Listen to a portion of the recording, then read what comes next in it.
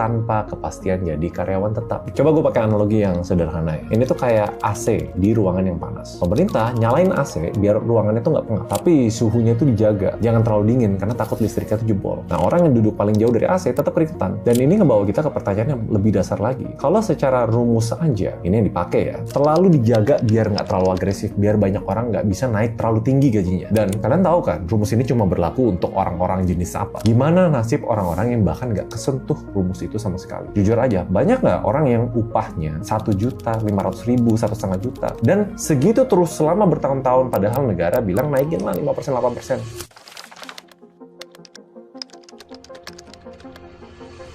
Nah, ini yang kalian harus paham ya. Setiap UMR naik, seandainya pun UMR naik yang sampai kita bisa hidup layak, mayoritas warga kita nggak ngerasain itu. Kenapa? Soalnya 60% warga kita bukan di sektor yang harus ngikutin standar UMR itu. Ini gue udah ngomong berkali-kali, sektor informal. Jadi kalian bukan kayak kerja kantoran atau kerja yang ada kontrak jelas gitu. Ini kerjaan-kerjaan sampingan, freelancer. Dan anyway, aturan UMP atau UMR itu nggak bisa dipaksain ke pekerja informal. Karena aturannya tuh nggak mengikat. Nah, ini lebih ngebuka mata. 90% usaha di Indonesia itu UMKM.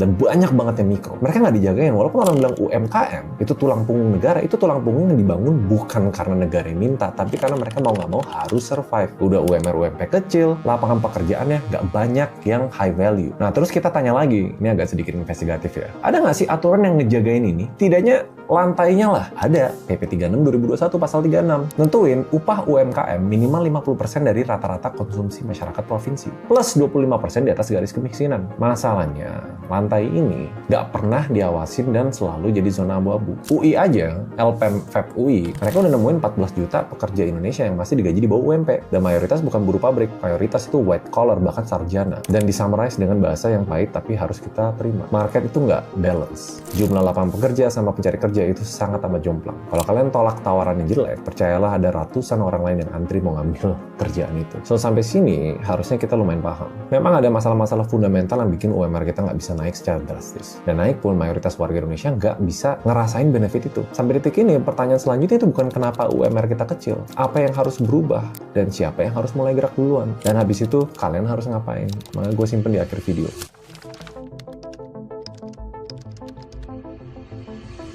So, 2 pertanyaan tadi, jujur